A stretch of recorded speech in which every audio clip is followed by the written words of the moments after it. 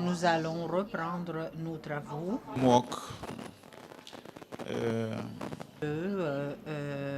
L'agenda et du plan d'action qui peut nous aider à réaliser les objectifs.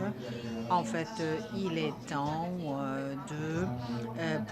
de débattre ces questions ici en Égypte avec l'Égypte alors qu'elle est présidente de l'Union africaine. En fait, il est très important également de jeter un coup d'œil sur l'agenda 2030 et qu'est-ce que nous voulons réaliser à titre continental et également comment nous pouvons aider les pays africains et les populations africaines et également améliorer les conditions économiques dans notre continent. C'est en fait c'est un objectif vraiment ambitieux. Nous évoquons également les ODD, mais également,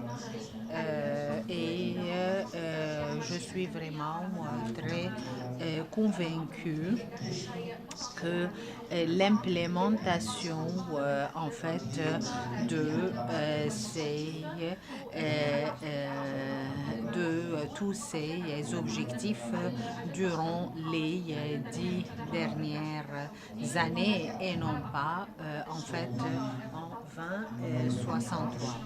Donc la Fondation Mo Ibrahim est complètement convaincue de l'utilité de ce cadre et de l'importance de l'implémentation de tous ces processus liés à l'indice de la gouvernance. Donc, nous voulons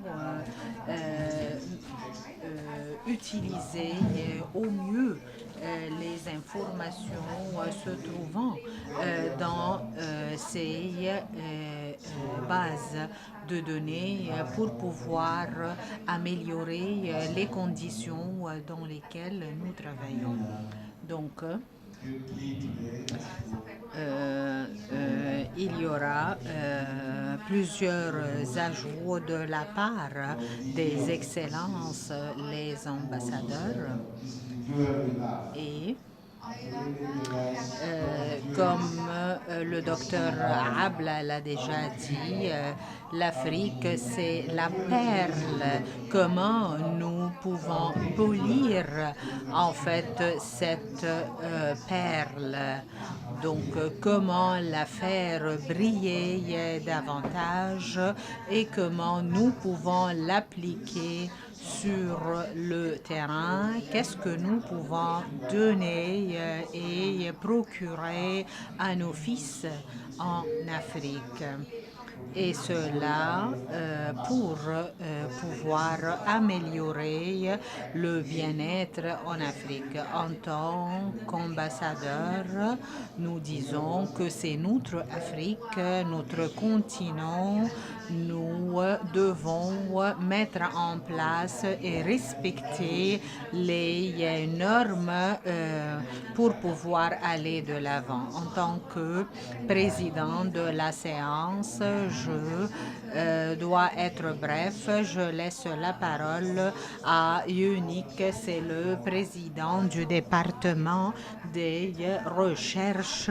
Il va nous parler de ce cadre et de la méthodologie pour pouvoir respecter et exécuter et mettre en place nos objectifs, non seulement les objectifs de l'agenda 2063.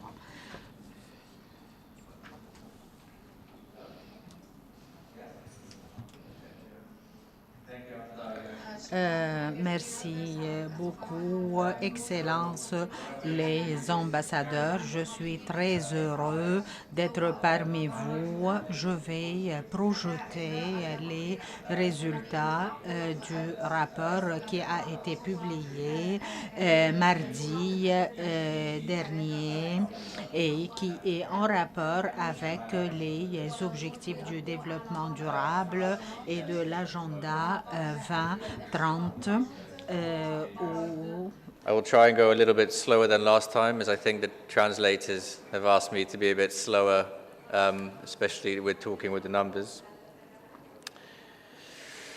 I'm sure you are all aware of Agenda 2063, but perhaps as Donc, comme un aperçu et concernant l'agenda 2063, aussi bien que l'agenda 2030. Donc, je dis, voilà, c'est le cadre stratégique africain.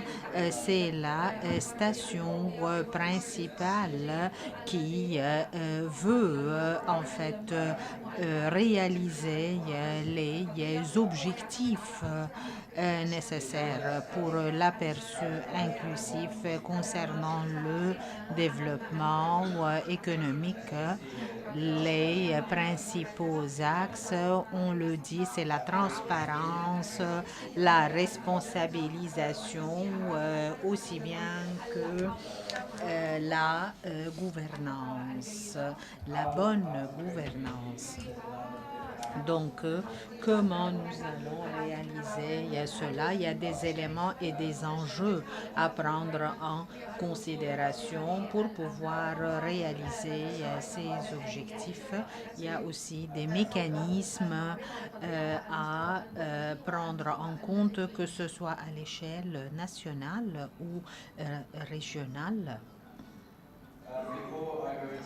Donc, avant de faire la comparaison entre les deux agendas, donc je peux dire que l'agenda 2063 est lié au plan quinquennaux, aussi bien qu'au plan de longue durée de 10 ans.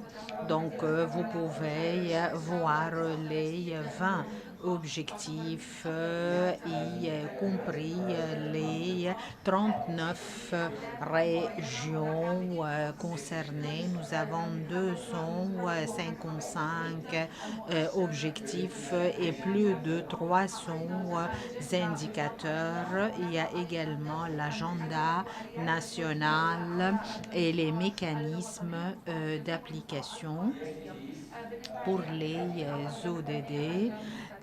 Qui est en fait voilà la comparaison entre les deux agendas, mais il y a des points communs comme le changement climatique. Il y a également des dimensions ou bien des aspects comme aspects sociaux et commerciaux également. Donc, nous disons que l'agenda 23 est basé sur la coopération et la collaboration entre différents éléments. Donc, il y a un certain rapprochement entre 23, 2030 et 2063.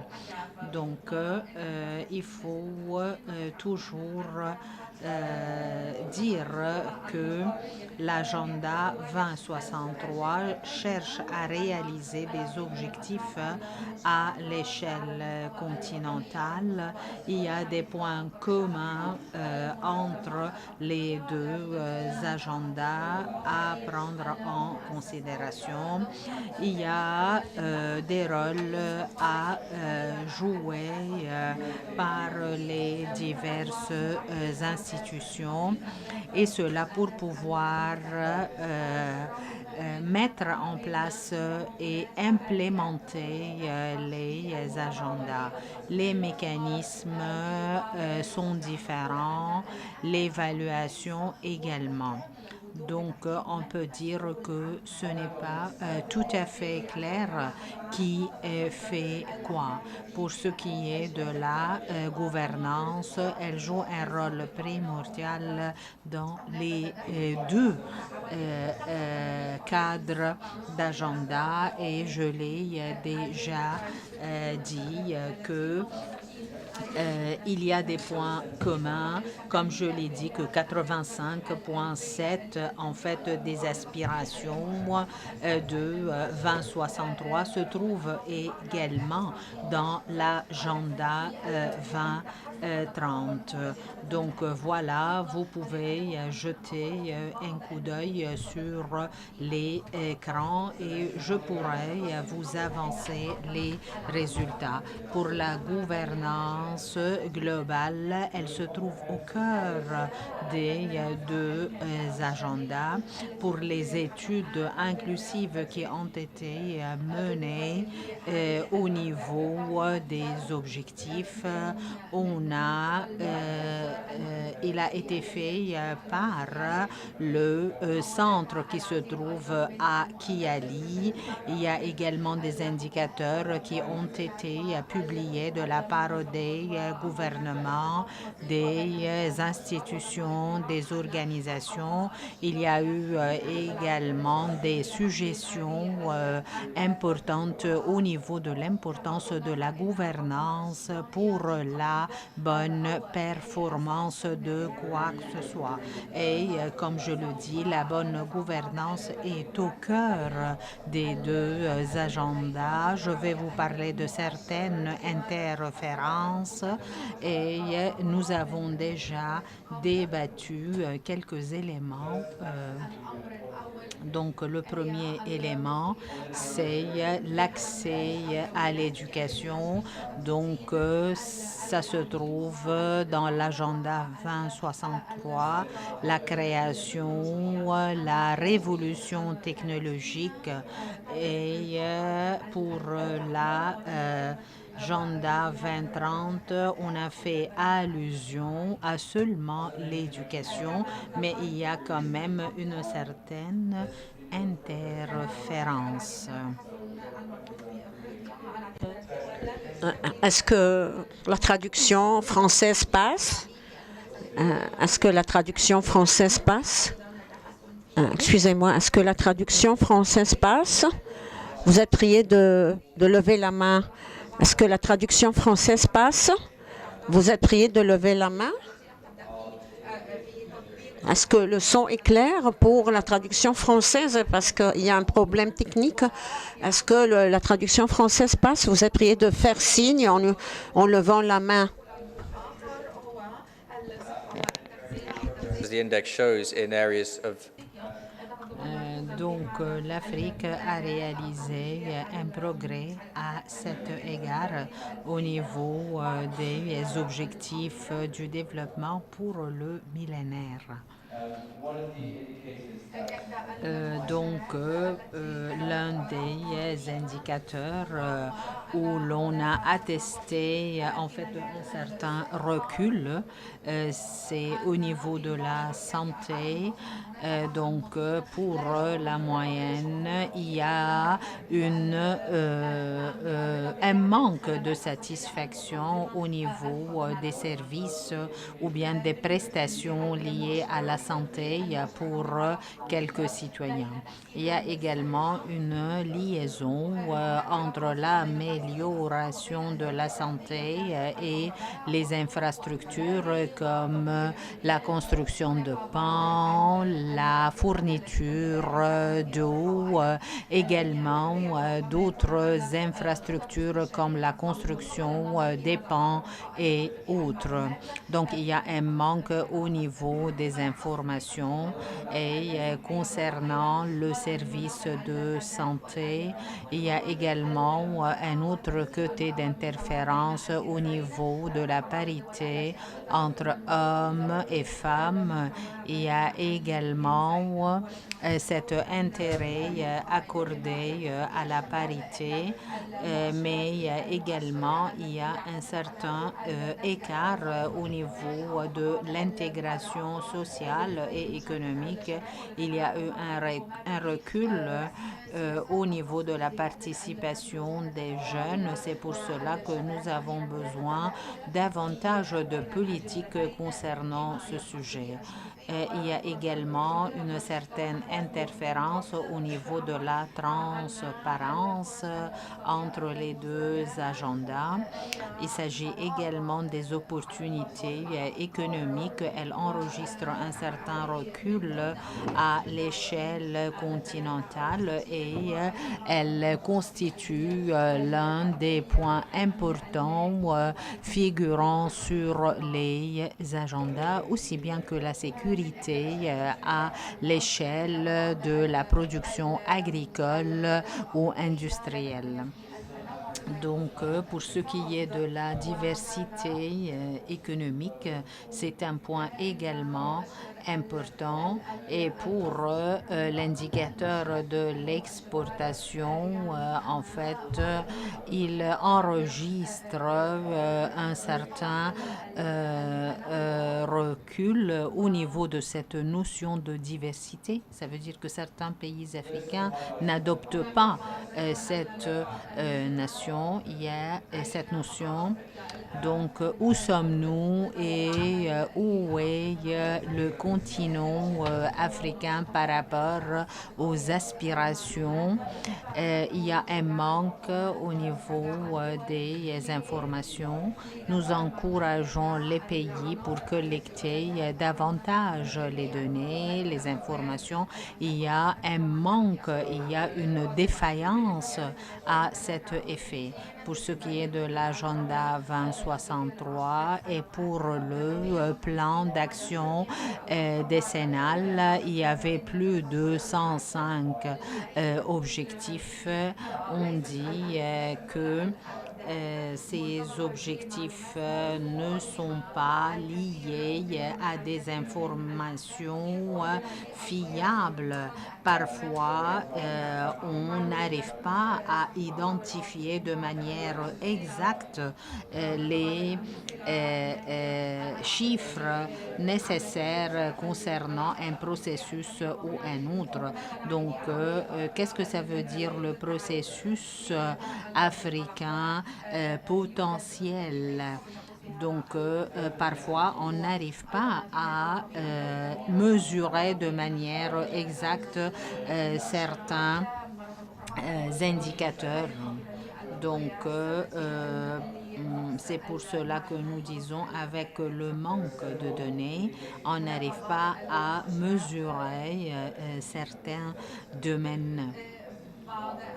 Il s'agit également des objectifs liés à certains domaines concernant le développement économique et parfois le manque d'informations constitue un défi au niveau d'une mesure et d'une évaluation exacte de la situation. Donc, pour la disponibilité des données et des informations est une condition préalable pour la concrétisation des ODD et des OMD. Donc, pour les statistiques fiables et vitales également. Donc, cela devrait être pris en considération. Depuis 2015, il y a eu une certaine tendance qui va en décroissant au niveau du registre civil. C'est pour cela que nous devons dire qu'il faut améliorer les services concernant le registre civil ou bien l'état civil. Donc, il pose problème au niveau de la performance dans ce domaine. Pour ce qui est de la base des données, les Nations Unies indiquent que 8% des États africains ou bien 8 pays africains seulement qui en fait ont un registre civil de manière au sens propre du terme. Au sens propre du terme. Il y a aussi un manque au niveau du décès, du registre des décès. Our Dean moderate this session. Merci. There are two frameworks. Il y a deux cadres ici. 63 and SDGs. Africa 23 is what Africa put its head together and we came up with Objectif de développement durable. SDG, ou les objectifs de développement durable, est un agenda global, international.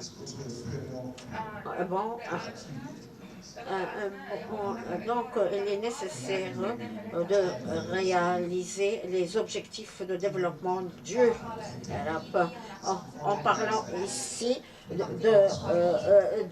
manque des données en Afrique,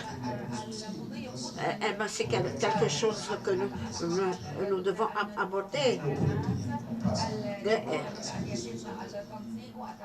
Donc, il faut savoir cela à la lumière de l'agenda 2063 qui exige que les objectifs de développement durable soient réalisés. Donc, nous devons harmoniser cela. Il faut aussi, l'Union africaine doit être engagée dans ce processus d'harmonisation. Et nous avons besoin de prendre part à cette question en tant que pays. Et puis nous avons les ambassadeurs des divers pays qui sont ici présents. Et nous pouvons saisir cela et que je donne la parole à son Excellence l'ambassadeur. Merci pour cette initiative que couvre cette présentation. Le débat qui a eu lieu ce matin en ce qui concerne l'indice et les paramètres qui ont été pris en compte pour présenter les rapports ou le rapport. Là, nous parlons de perception.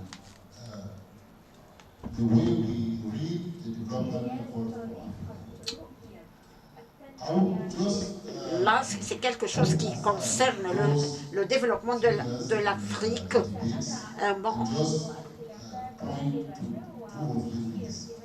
Les débats portent sur deux ou trois questions.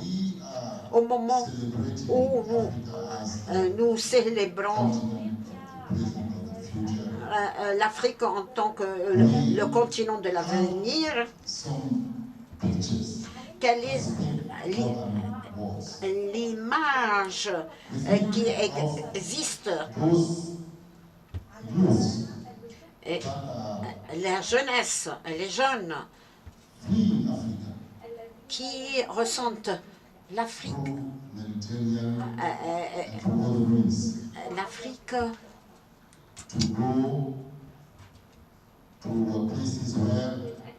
they are not even sure to have the same quality of life that they get in Africa.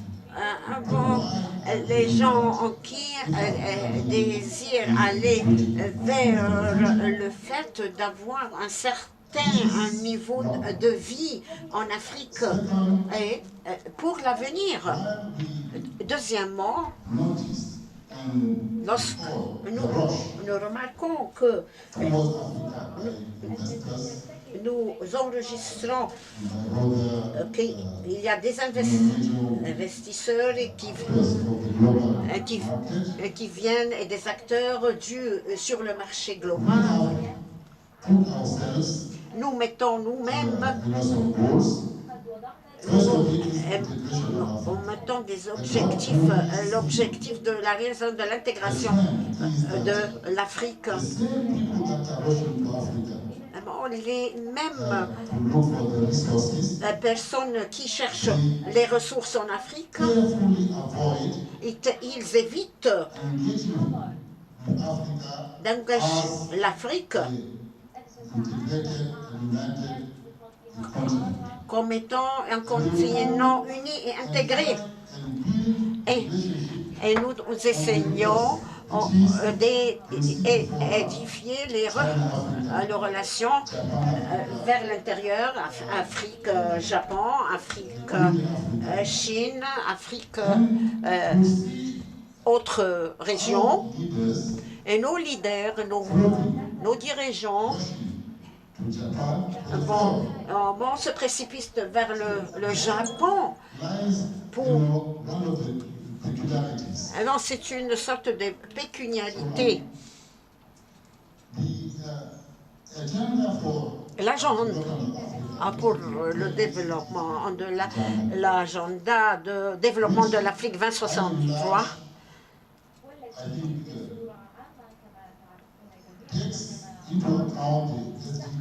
prend en compte les objectifs de développement durable, mais aussi doit avoir des conceptions qui sont compatibles avec nos vrais besoins africains. Ceci constitue la responsabilité des gouvernements. Et cette responsabilité, nous devons l'assumer. Bon, il y a eu des échecs dans la mise en application, mais aussi il y a un manque de flexibilité, de résistance. Et quand on parle des données en détail, j'invite mon collègue pour aborder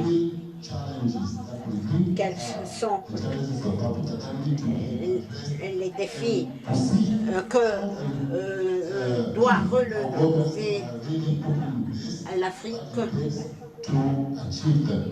Ceci pour pouvoir réaliser l'agenda 2063. Est-ce qu'il y a eu vraiment des réalisations? Est-ce qu'il y a des satisfactions vis-à-vis de cela?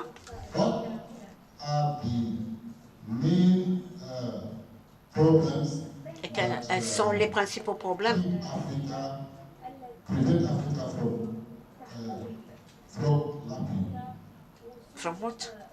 et qui protège l'Afrique? Et je demande à l'ambassadeur de Ghana de prendre la parole pour aborder cette question. Quels sont les principaux problèmes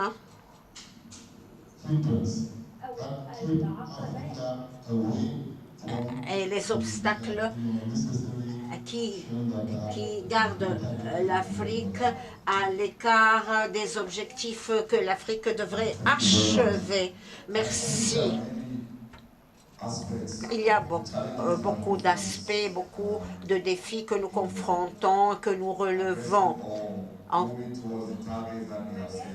et qui entravent notre mouvement vers la réalisation de l'agenda 2063 relatif à la réalisation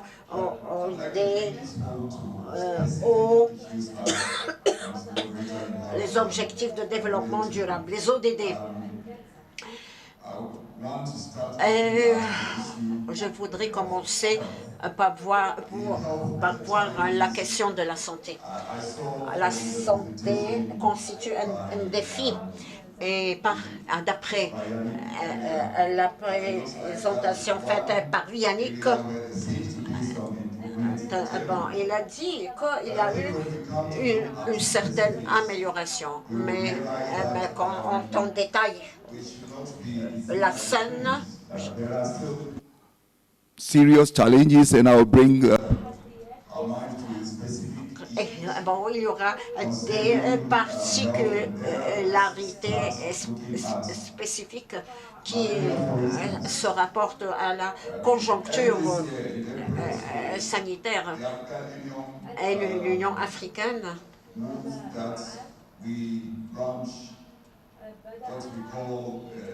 a commencé ce que nous appelons la campagne zéro paludisme.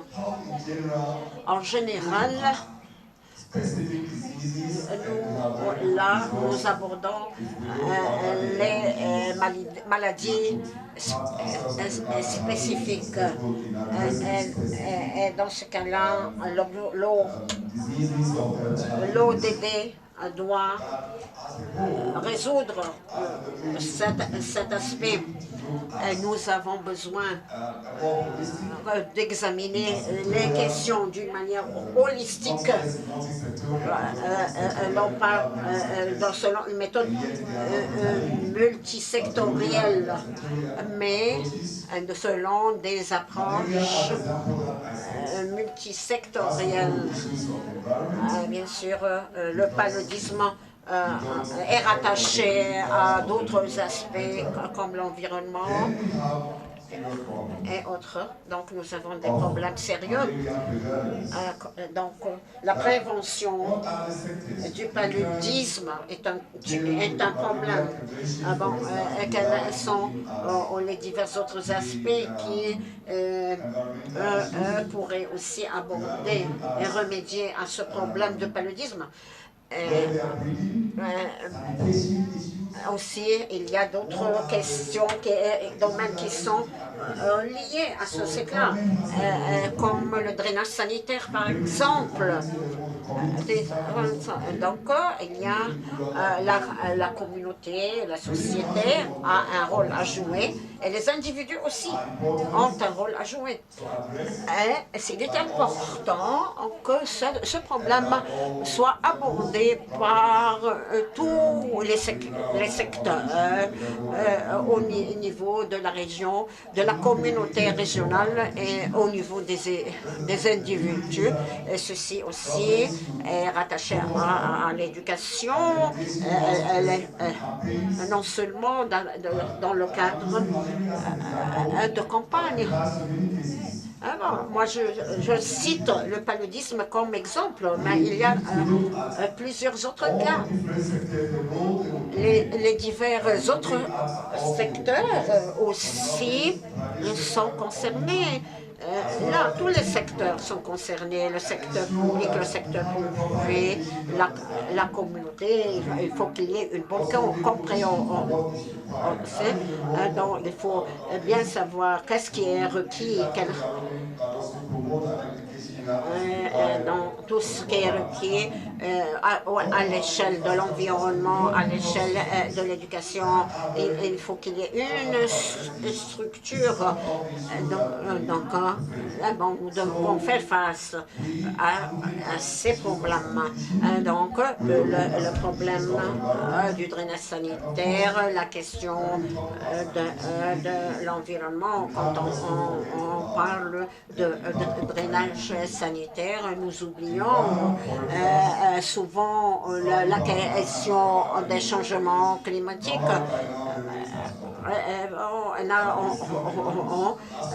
Ghana, il y a eu des inondations partout, il y a eu des pluies torrentielles et certaines zones ont été noyées par les inondations.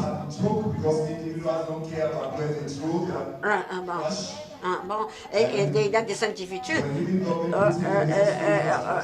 qui ne peuvent pas drainer l'eau. Pourquoi? Parce que ceci a besoin d'infrastructures pour canaliser, pour drainer l'eau.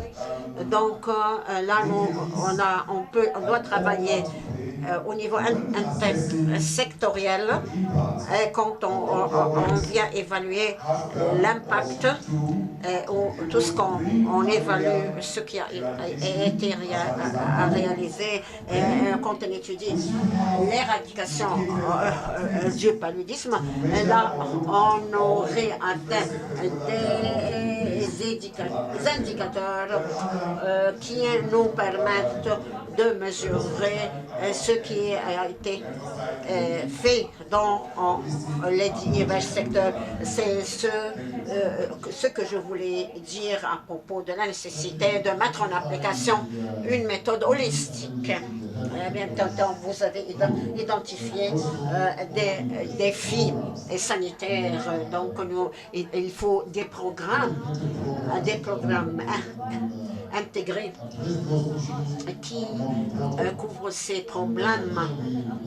Et là, je voudrais reconnaître la décision prise récemment par le président Abdel Fattah el-Sisi pour aborder et remédier l'hépatite virus C et sa décision de traiter des centaines de citoyens africains. En parlant de l'infrastructure, une insuffisance, un facteur de lacune et d'insuffisance. Le non-accès à l'électricité. Aucun pays, aucune région au monde ne peut développer sans avoir la possibilité d'accéder à l'électricité. Bon, bien sûr, il y a des besoins dans ce domaine. Il y a beaucoup d'opportunités qui existent et dans certains cas, il y a des contentieux peuvent être à la base du développement de ce secteur. Par exemple, le barrage Renaissance et d'autres barrages en Afrique peuvent constituer une possibilité d'apporter un savoir-faire au niveau de l'infrastructure qui peut être bénéfique à tous les pays d'Afrique. Je voudrais réfléchir sur quelles assises l'Afrique devrait bâtir une vision, parce que la vision est là, mais un plan d'action susceptible d'accélérer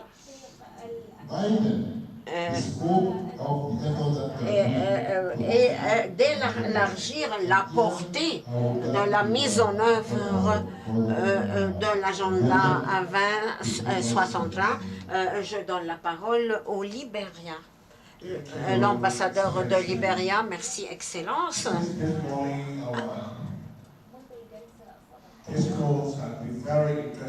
Vraiment, cette question est très intéressante.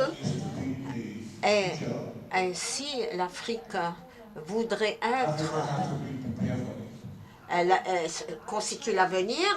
Donc, l'Afrique doit être performante pour cela. Il faut avoir la vision et il faut souligner et montrer que l'Afrique a beaucoup d'assises, beaucoup de bases, beaucoup de fondements susceptibles de réaliser le développement durable.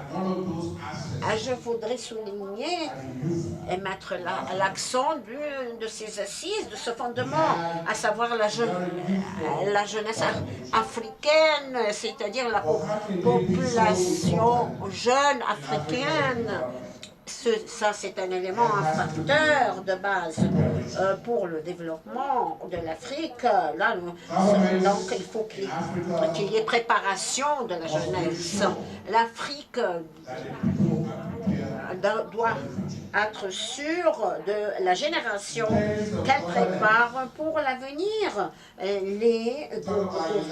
Les gouvernements parlent d'élections, de droits de l'homme et d'autres questions, mais pas de cette importante potentialité qu'ils devraient développer, et ceci pour réaliser, établir la société durable.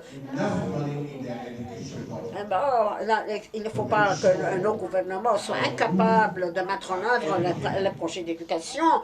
C'est pour cela qu'il faut éduquer les jeunes. On ne peut pas faire le développement sans infrastructure, sans électricité. Comment vous allez créer des industries sans avoir de l'électricité? Ça, c'est très important. Moi, je dis cela de Libéria, là où nous avons souffert de conflits armés et notre infrastructure a été détruite. Aujourd'hui, nous avons des villages sans infrastructure, donc comment pouvons-nous reconstruire sans électricité?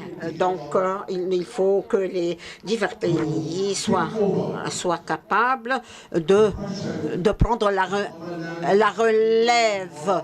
Et là,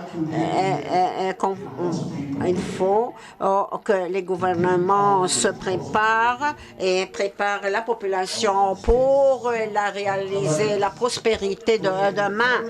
Et comment cela peut se faire? À travers la gouvernance, c'est-à-dire à travers notre potentiel qui est la jeunesse, au moyen la science, la technologie. C'est à travers ces outils nous pouvons réaliser le développement.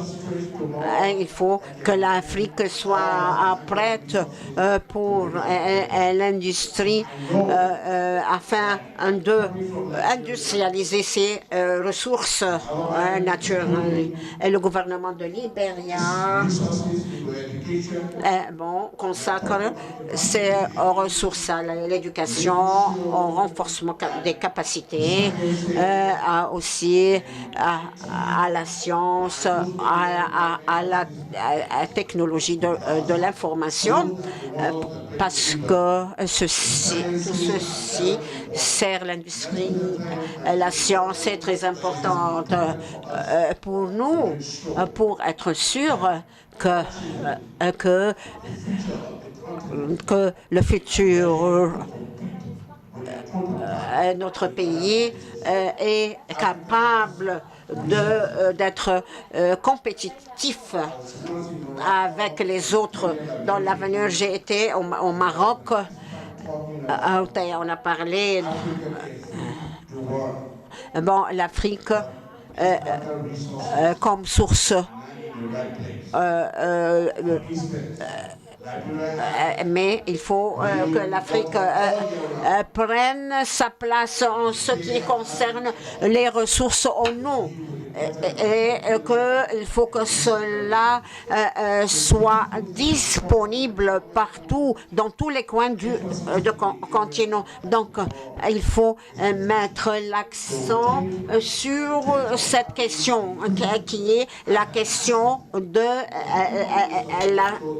l'avenir. C'est pour cela qu'il faut investir dans les ressources humaines qui sont capables de réaliser le développement.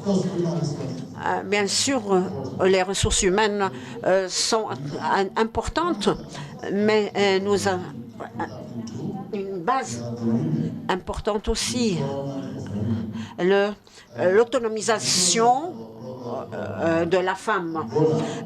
Notre frère d'Angola est bien placé pour aborder cette question, pour nous dire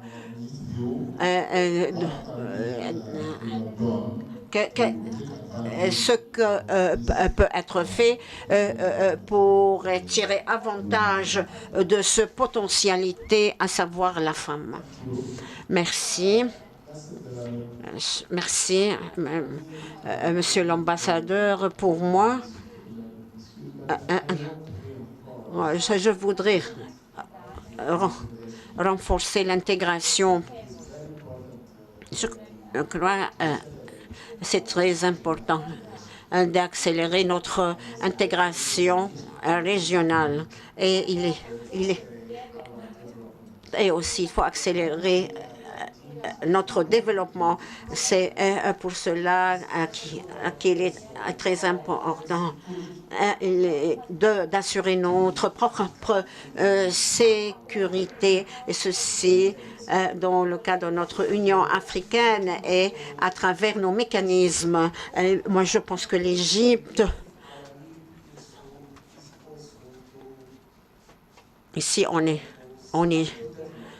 en Égypte, je affirme la nécessité de la coopération sud-sud.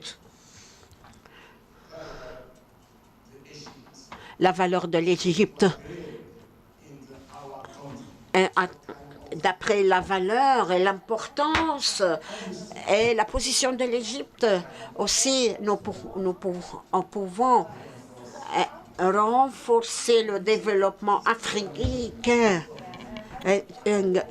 Ces trois dimensions sont les dimensions, la coopération, pour la coopération, afin de réaliser l'agenda 2063. Merci, Excellence l'ambassadeur. Sans aucun doute que l'intégration est le mot-clé.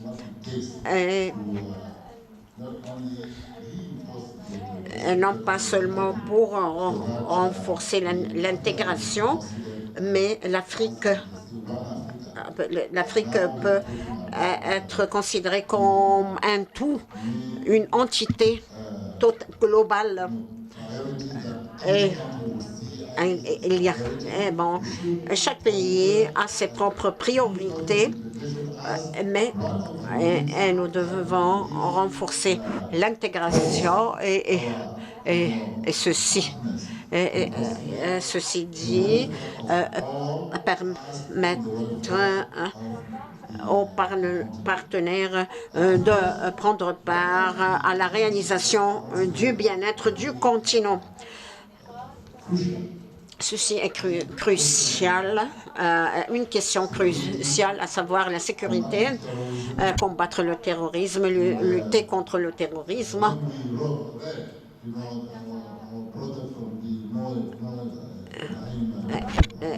Notre frère de la Fondation Ibrahim, il a été très clair. Il a dit le bien-être des pays africains est étroitement lié à la sécurité des pays et à l'établissement de la paix.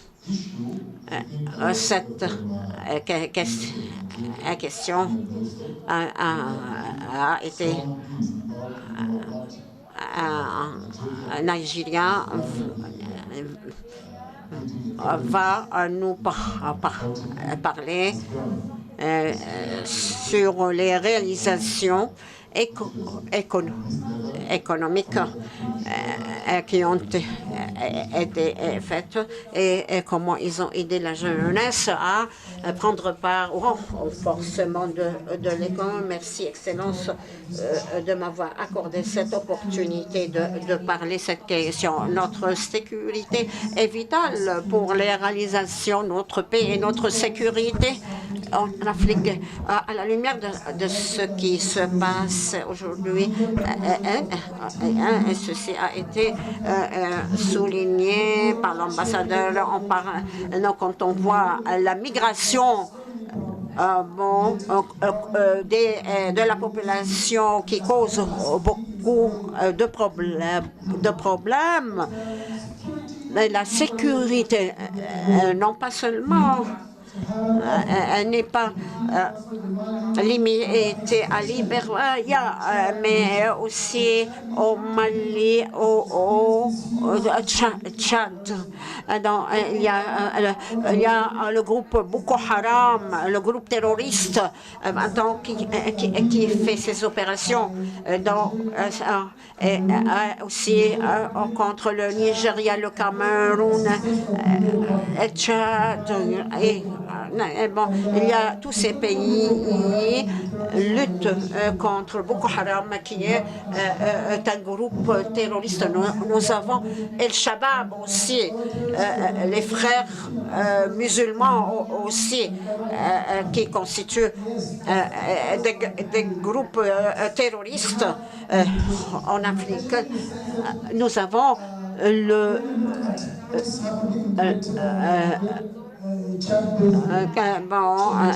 là, on est aussi, nous examinons ce qui se passe dans le bassin du Tchad, les changements climatiques. Il y a la sécheresse qui cause la sécheresse. Ceci s'ajoute aux actes terroristes de Boko Haram. Aussi, nous discutons de l'éducation de la femme. Dans notre société, nous éduquons, on éduque la femme, on assure l'éducation à la société. Et nous mettons l'accent sur l'éducation de la femme. Le gouvernement accorde toute assistance pour que la femme se développe elle-même. En ce qui concerne l'agenda 2063, récemment, nous avons signé la convention de la zone franche et de libre-échange du continent africain. Et ceci permet le déplacement d'une place à une autre. Et ceci permettrait de développer l'Afrique et en même temps créer un environnement peut se déplacer librement en Afrique. Donc, les personnes peuvent se déplacer sans visa, sans obtention de visa, et toutes personnes, sans avoir besoin de documentation. Donc, l'Afrique aura sa zone commerciale libre. Et aussi, on essaye d'utiliser la technologie aussi pour combattre le terrorisme.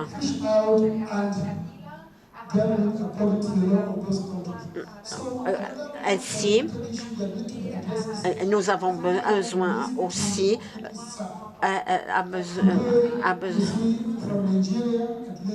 de Nigeria.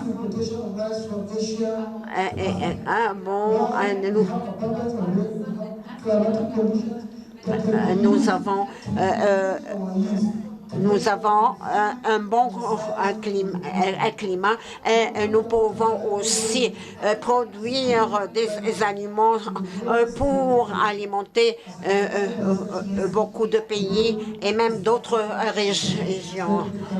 Il y a maintenant les relations commerciales, économiques entre l'Afrique et la Chine, entre le Japon et l'Afrique. Et dans quelques jours, il y aura le sommet russe-africain.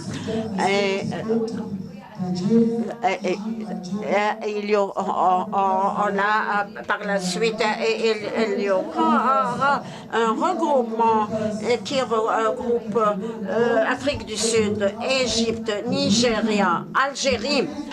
Donc, et aussi, dans ce cas-là, nous pouvons avoir une monnaie uniforme, commune, et bon, là aussi une plateforme aérienne. Merci de votre attention. Merci beaucoup. En fait, je ne sais pas combien de temps nous reste. En tout cas, donc on peut... donc combien de temps il nous reste? Combien de temps? Donc 10 minutes. 10 minutes. Donc de tout ce qui a été dit,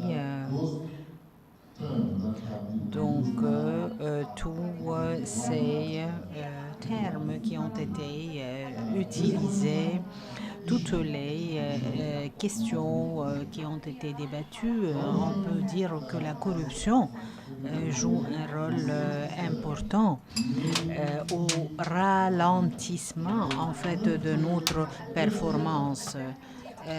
Mais en fait, je ne suis pas tout à fait d'accord avec. Il y a également l'indice de perception. Donc, indice de...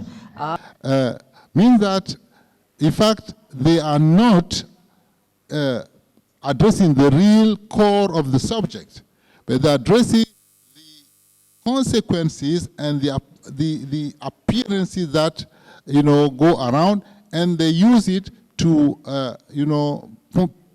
point a finger to Africa. Corruption is pervasive everywhere, because if there were no corruptors, there would not be corrupt people. So who are corrupting and for which aim? So we need to also now see what are the measures and the mechanisms that our governments and our civil society are putting in place to see to it that, the environment of doing business is clear from all inadequacies that lead to unfair competition. In this term, you can address the issue as a juste.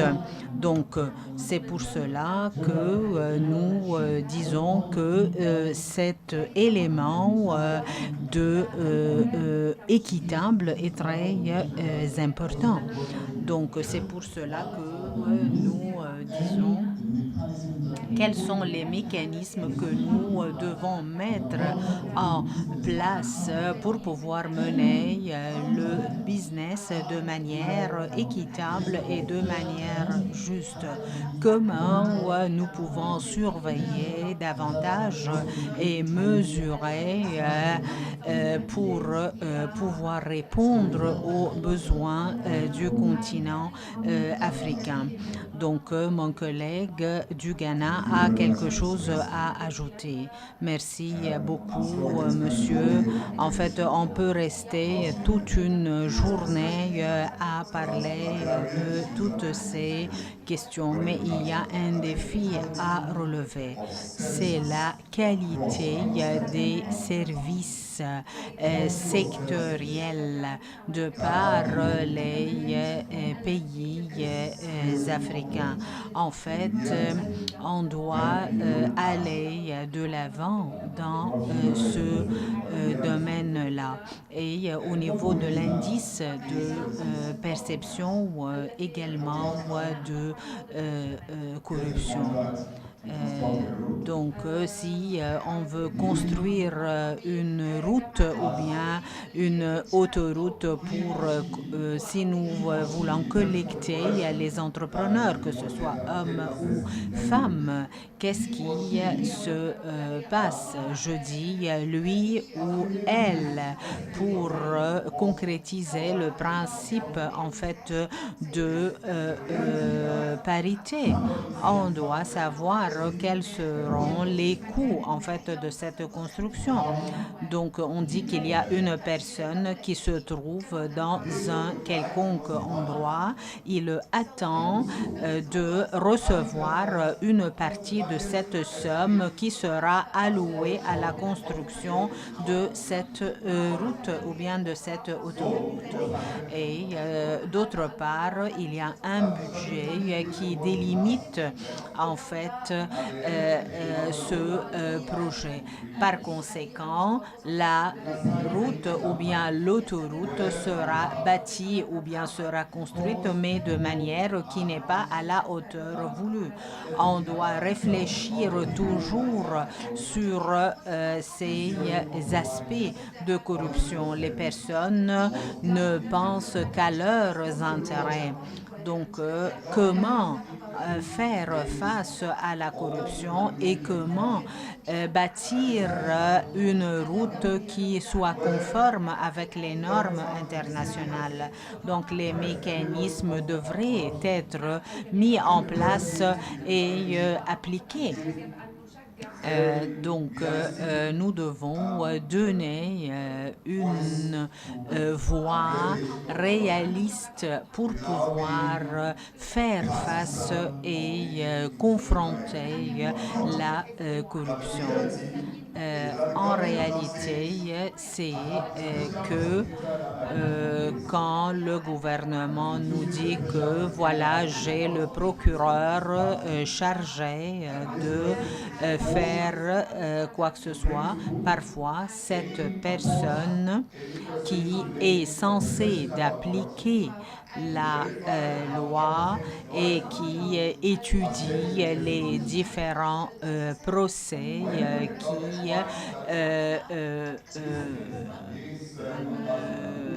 veulent vraiment faire face à la corruption, mais qu'on se rend compte que ce procureur, cette personne qui était censée appliquer la loi, était lui-même corrompu.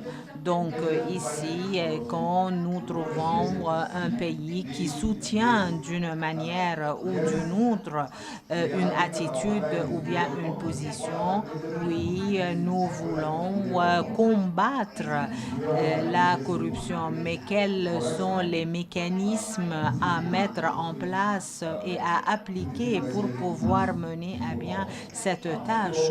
Quelles sont les mesures à prendre pour que toute personne soit censée à demander et à rendre des comptes?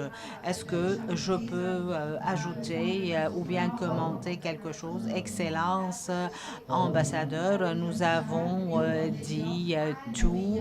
La corruption est une question internationale et non pas seulement africaine. Nous savons tous en fait ce que nous devons faire, mais ce qui est requis, c'est la mobilité internationale, mondiale, pour que nous puissions combattre la corruption. Je voudrais réaffirmer et dire que la vision en fait de l'Afrique n'est pas décevante. C'est une vision intelligente. Nous avons de nombreux Africains qui sont intelligents et qui sont concernés essentiellement par la promotion de l'Afrique, la construction des méga-projets comme la fondation de Mo Ibrahim, et nous ne devons pas oublier les start-ups ou bien les entreprises naissantes. Quelles sont les mesures importantes pour pouvoir réaliser les objectifs? Quels sont les mécanismes dont nous avons besoin pour pouvoir concrétiser notre vision? Quelles sont les activités à entreprendre pour que nous puissions voir l'Afrique dont nous rêvons? Maintenant, je donne la parole à mon frère, Monsieur Abdullah. À vous la parole pour clôturer. Merci beaucoup, monsieur. Je remercie tout le monde. En fait, on a jeté la lumière sur plusieurs questions importantes, plusieurs défis également. J'ai en fait rédigé quelques remarques.